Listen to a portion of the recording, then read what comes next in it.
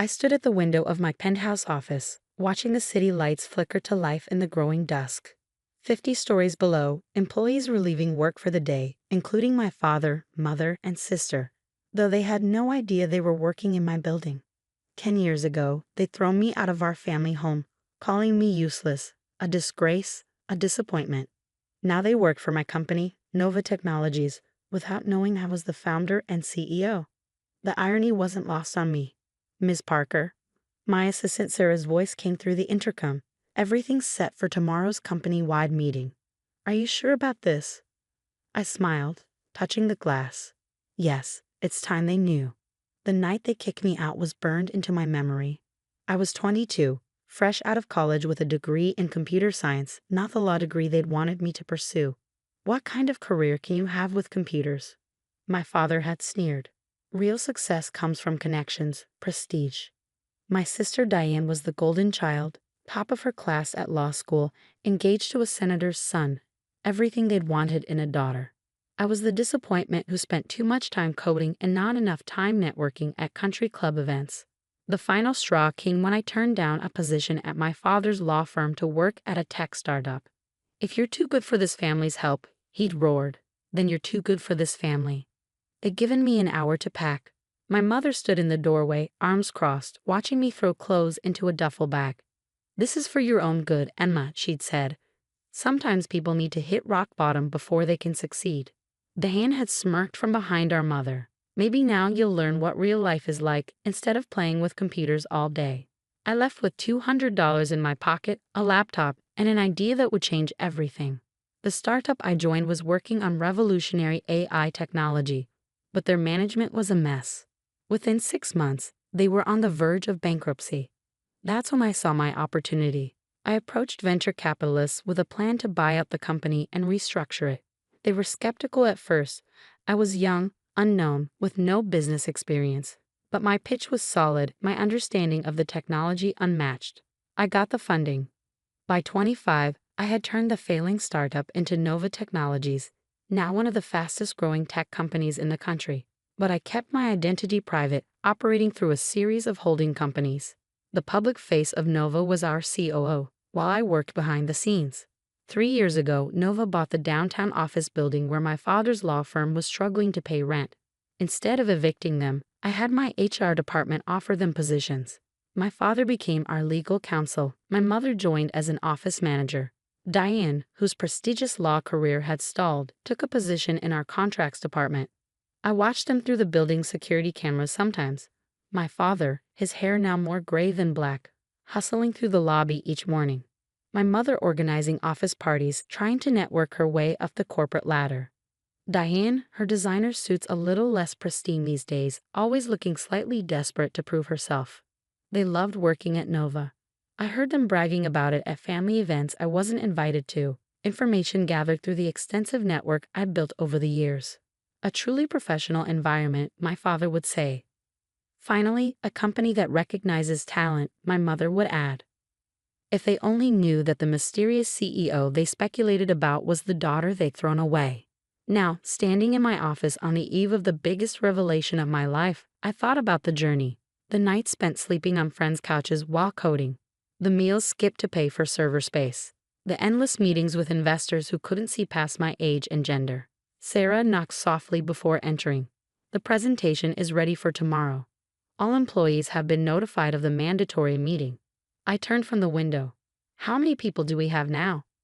"Just over 3,000 in this building alone," she replied. "Your family is scheduled to be in the front row." I nodded, picking up a framed photo from my desk, the only personal item in my minimalist office. It showed a much younger me at my college graduation, before everything fell apart. I was smiling, unaware that within months my family would disown me. "Miss Parker." Sarah's voice was gentle. "Are you having second thoughts?" I set the photo down. No, they need to know who they'd been working for, who they threw away. The company meeting tomorrow wasn't just about revealing my identity. We were announcing Nova's latest innovation, an AI system that would revolutionize legal research. The irony was perfect. The daughter they dismissed as useless had created something that would transform their precious legal profession. My phone buzzed. An email from my father, sent to his department head. Looking forward to finally meeting the CEO tomorrow. I have some suggestions about restructuring the legal department. I smiled. He still thought he knew best, still believed his connections and traditional approach were the key to success. Tomorrow would change everything. Sarah handed me a folder. Your speech for tomorrow. Though I suspect you won't need it. 10 years, I mused, taking the folder. 10 years of building this company, of watching them work here without knowing. Tomorrow they'll finally understand what they threw away. But as I looked out over the city again, I realized this wasn't about revenge. It was about showing them, showing everyone, that success doesn't always look the way they expect. Sometimes it comes from the person they least expect, the one they underestimated, the one they call useless. Sarah, I called as she reached the door. Make sure the security team is ready. Tomorrow might get emotional. She nodded, understanding. We both knew that when my family realized who really owned Nova Technologies, who really signed their paychecks, who really controlled their futures, the reaction would be explosive. But I was ready. I hadn't built an empire by being afraid of confrontation. Tomorrow, the daughter they'd thrown away would show them exactly what useless looked like. The company auditorium was packed. 3,000 employees filled every seat, the air buzzing with anticipation. For 10 years, Nova Technologies' CEO had remained a mystery. Today, that would change. I watched through the two-way glass of the preparation room as my family took their places in the front row. My father straightened his tie, probably rehearsing whatever speech he planned to give the CEO about legal department improvements. My mother smoothed her skirt, no doubt planning to mention her many social connections. Diane checked her makeup, likely hoping to finally meet the person who could advance her stalled career. 2 minutes, Sarah murmured, handing me a bottle of water. I took a sip, studying my reflection. Gone was the uncertain 22-year-old they'd thrown out. In her place stood a CEO in a perfectly tailored suit, someone who controlled not just a company, but an empire. The CEO took the stage, beginning his introduction.